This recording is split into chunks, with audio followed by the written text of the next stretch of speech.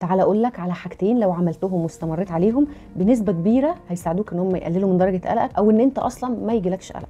معكم نهله عبد الباقي، اخصائيه نفسيه. اول حاجه وهي طريقه تفكيرك. فكره القلق دايما متغلفه كده بصيغه ايه اللي هيحصل لو، ايه اللي هيحصل لو انت سقطت، طب ايه اللي هيحصل لو انا فشلت في علاقه معينه، ايه اللي هيحصل لو انا ما عرفتش اخش على حاجه جديده، ايه اللي هيحصل لو انا داخل موقف جديد وما نجحتش فيه. طب ما تجرب كده تعكس الفكره، بدل ما تقول لنفسك ايه اللي هيحصل لو، هتلاقي فكره القلق بتقول لك ايه اللي هيحصل لو سقطت، قول لنفسك ايه اللي هيحصل لو انا ما سقطتش. فكر كده، هتبص تلاقي نفسك بالتدريج بتفكر بطريقه ثانيه، واسال نفسك فعلا يعني هو انا لو سقطت ايه اللي هيحصل، ايه اسوأ حاجه هتحصل، ايه اسوأ حاجه ممكن تحصل. الكون مش هيتدمر حواليا، يعني مش هلاقي الدنيا كلها باظت، مش هلاقيها نهايه العالم ولا حاجه، هلاقي الدنيا بتمشي والناس بتمشي والدنيا عادي. فبالتدريج هتلاقي نفسك بتقول حتى لو كان الاحتمال اللي هيحصل السيء جدا اللي انا كل شويه عماله افكر فيه ومخي عمال يجيبهولي، لو حصل ايه اللي هيحصل يعني، هتبص تلاقي ان الامور عادي وان دي افكار موجوده في مخي انا وبس، ومحدش بيفكر كتير بالطريقه اللي انا بفكر بيها دي غير انا او اي حد تاني عنده قلق زيي، وهلاقي ان الموضوع مش زي ما انا عقلي كده متخيل وعمال بيصور. الحاجه الثانيه وهي ان انا انظم نفسي كويس جدا. حاول تتنفس بهدوء، حاول ان انت تكوني هاديه، احاول على قد ما اقدر ان انا اخلي جسمي ياخد كميه كفايه من الاكسجين، وانتظم على تمارين التنفس الهادي جدا وبالانتظام جدا على التمارين دي. مع الحاجه الاولانيه اللي احنا قلناها على موضوع الافكار،